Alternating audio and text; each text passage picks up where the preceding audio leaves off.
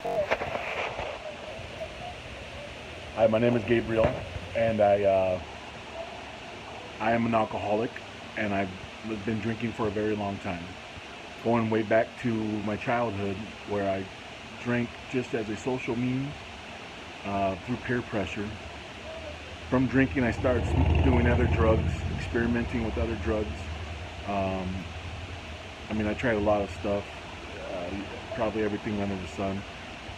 I never realized that it was such a problem. Never really accounted for the pain and the hurt that I put my family and my loved ones through. I consistently did it as a means to cope with any little thing. Didn't matter what it was. Oh, I stubbed my toe. Better have a beer. Make the pain go away. Oh, I had a bad day at work. Customer was rude. Well, I'm gonna go out. I'm gonna go out and have a drink on the weekend.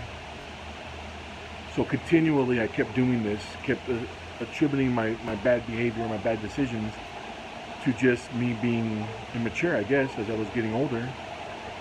While the maturity never showed up, I just kept using drinking as a means to cope with everyday situations and even tragic situations. Um, Back in September of 2010, my wife passed away. I used that as a crutch for many years, probably as an attention getter, because yeah, it was a very traumatic thing. But the truth is, we were going through a divorce, and I never really accepted it because of the fact that I did want to succeed in a marriage, and the fact that I was unable to fix something like that of that magnitude due to her passing away. It stuck with me, and it affected every relationship from then on. I started dating a younger woman after that because I thought that that was what I needed to help myself and my ego, I guess, to pick myself up. I treated her like crap. I wasn't the best of person to her. It was probably a mistake in the first place, trying to put all my happiness into a person that was like 11 years younger than me, I suppose. I continued drinking, continued breaking people's hearts and letting people down, and I dated another lady after my wife passed away, and I ended up hurting her because I ended up cheating on her with the other person, and I went back and forth for a while. It affected my children in different ways because as I was trying to deal with these demons that were holding me down, I was denouncing God. And God might not be for everybody, and I even thought it wasn't for me, but everything that I was doing, it wasn't working. Nothing I did was working. You know, I thought that I guess I was just being an angry person. I was being a very angry person, and I wasn't handling my parenting duties as I should have. I was dismissing my children's feelings. If they wanted to do something, I would somehow talk my way out of it just so I can sit home on the weekends and drink. My girlfriend, she had enough. For 5 years almost, we were together, and just recently she ended up leaving because of my bad choices and my words that I used when I was under the influence of alcohol. And I hurt her dearly, and all these years, she was putting up with it. She was always my cheerleader. She'd always bet on me. If I was a horse, she would put money on me, no matter what the outcome she thought it would have been. She always looked for me. And she found me again after all the years apart, and it was very, very like storybook. So the way we dated and the way we met and the love that we shared for one another, it was amazing. And unfortunately, my alcoholism got in the way. And every fight and every argument that we ever had was always because I was not thinking straight, or I was thinking about something else. I was never actively listening to what she had to say. It was affecting my parenting. I wasn't stepping up and being a good parent.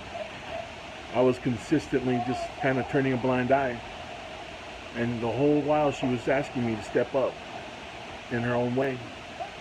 And I didn't. I just didn't listen. I didn't listen to my children. I didn't do anything.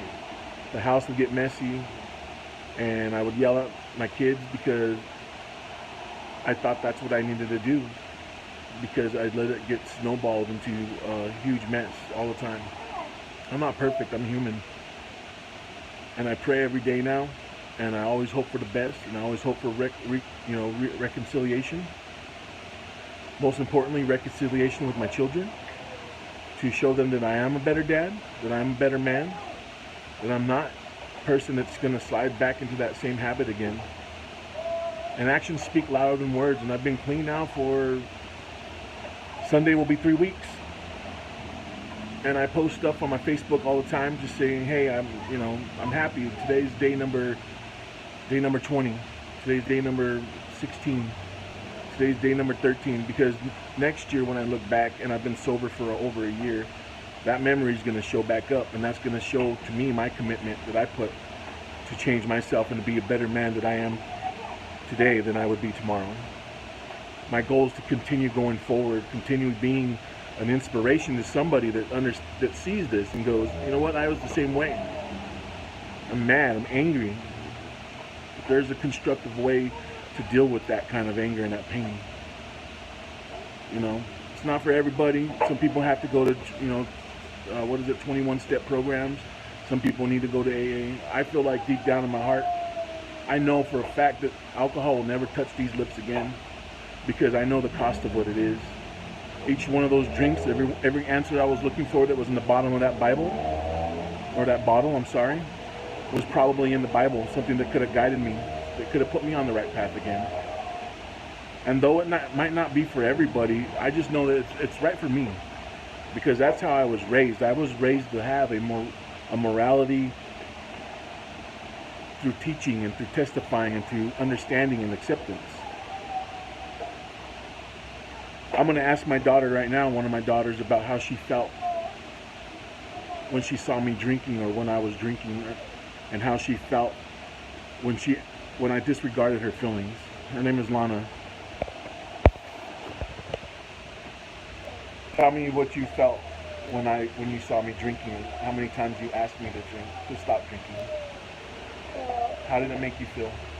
It made me feel like you were choosing that over us, and you asked if you would play with us, hang out with us. You would just say later, but then you would forget. Maybe, I don't know, but, and I tried to admit, sometimes I was too scared to ask you to, and sometimes I would. Why were you afraid to ask me to quit drinking? Because when I did, you would yell at me or say, it's my decisions, I'm an adult, stuff like that. Okay, continue what you were saying, sorry. And I would always feel bad for my sister and for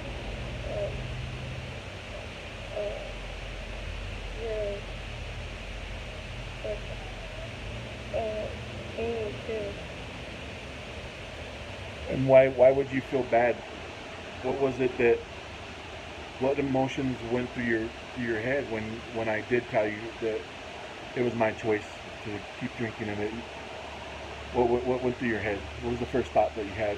Well, I just thought you were mad at me when I said that, and that you were just, I thought you were mad at me because I thought that you thought I was trying to tell you what to do.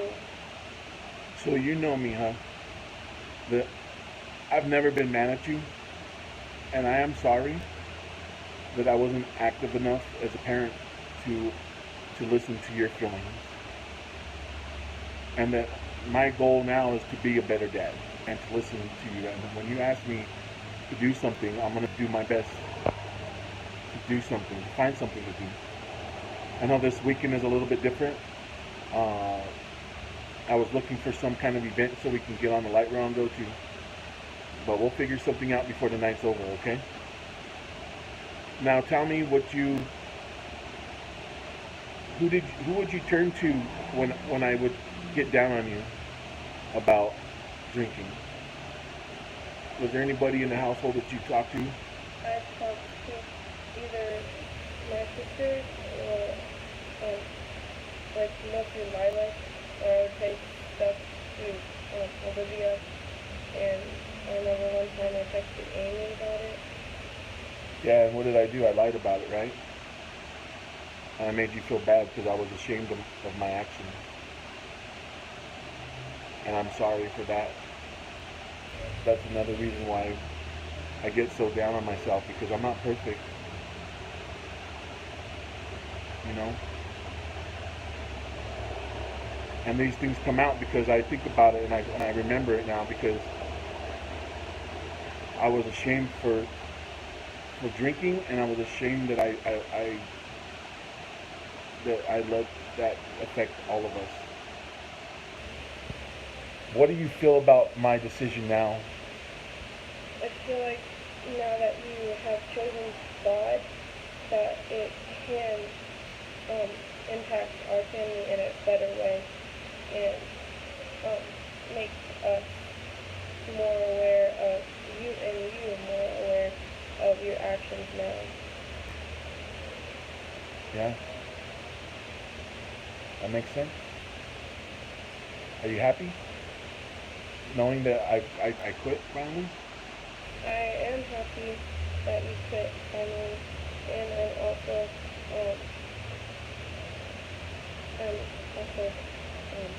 happy too. Yeah?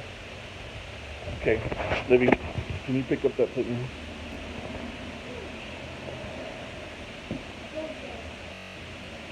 Switch spots, okay? Hurry.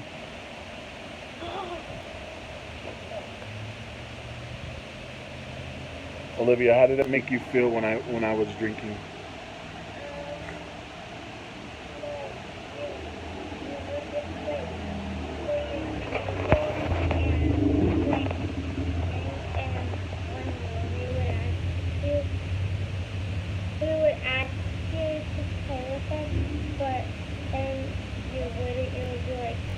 This one was game, and then you'll just play it for like 3 games, 4 games, and then we would ask you again when you're like on your phone, and then you're like, Dad, can you play with us? And you're like, hold on, and then like you just go back on your phone. How do you feel now? That like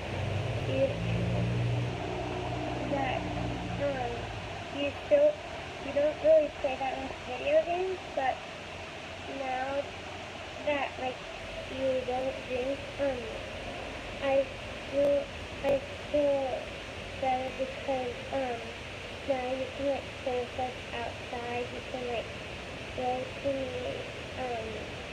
my basketballs and just like play with us.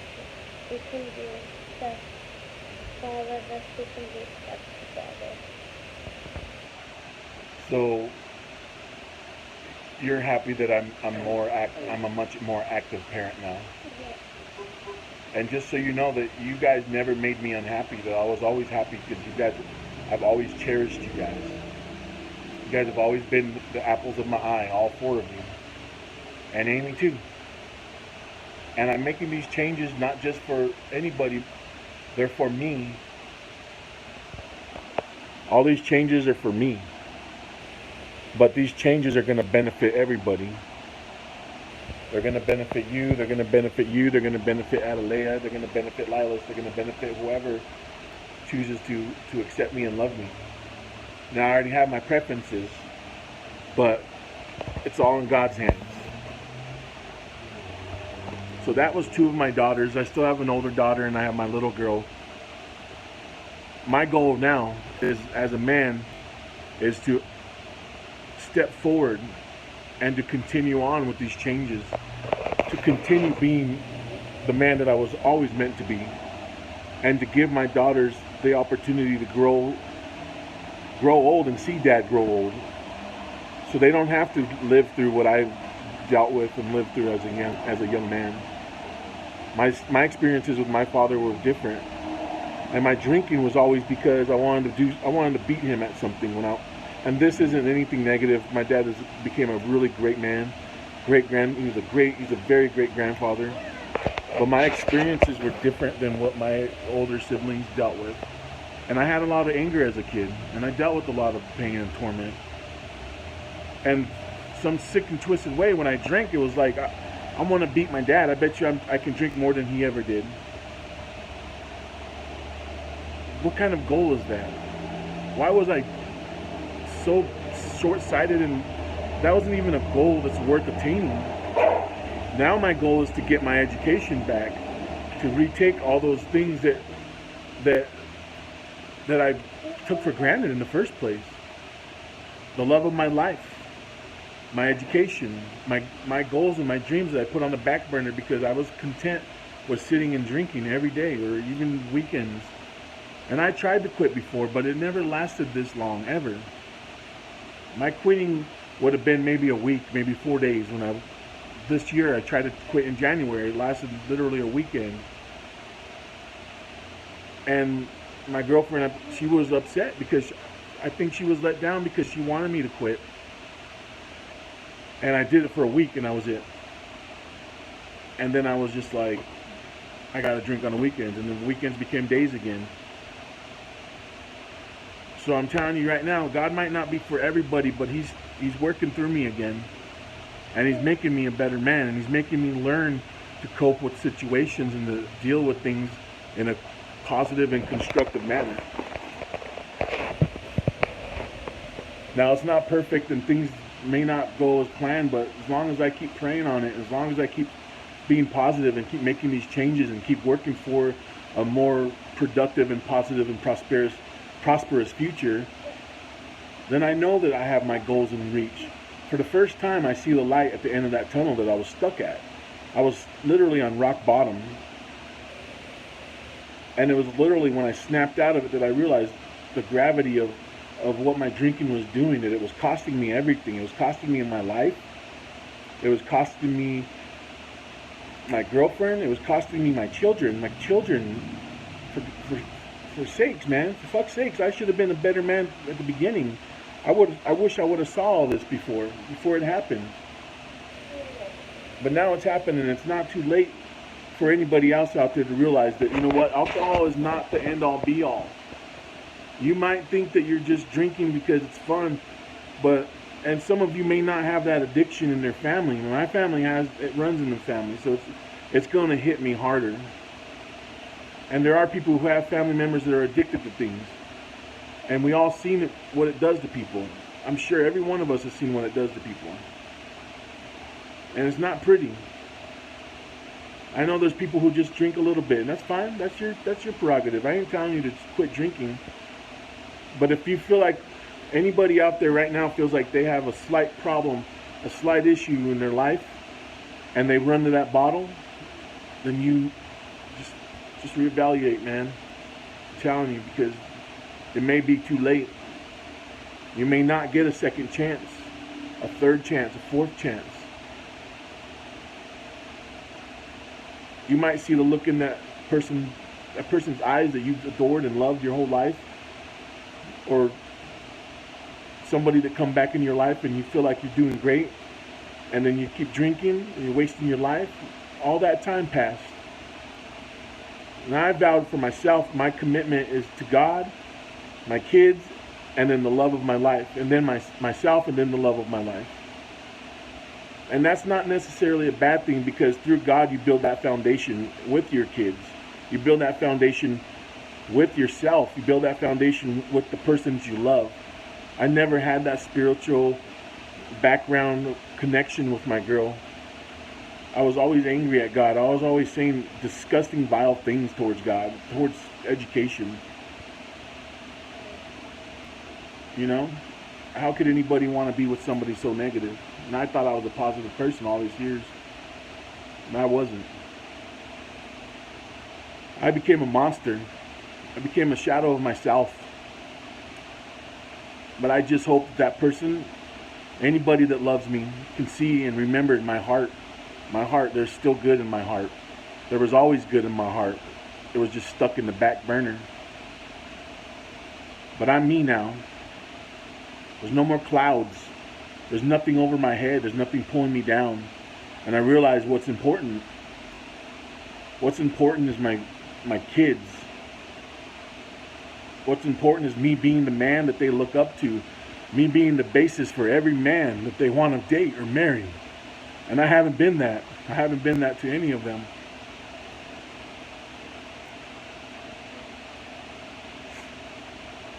But I'm trying now. And I still have time, and I know I've changed, man. I changed. I've changed. Because I'm better today than I was yesterday. And every day I'm going to work harder. Every day I'm going to put an effort. And it's all because I've rededicated myself to Jesus. I haven't felt this way before in my life, but there was time. There was time to come back. So just stay up, stay strong, keep fighting. That's all you can do nowadays. With everything negative in the world right now, you just got to keep smiling. God bless you.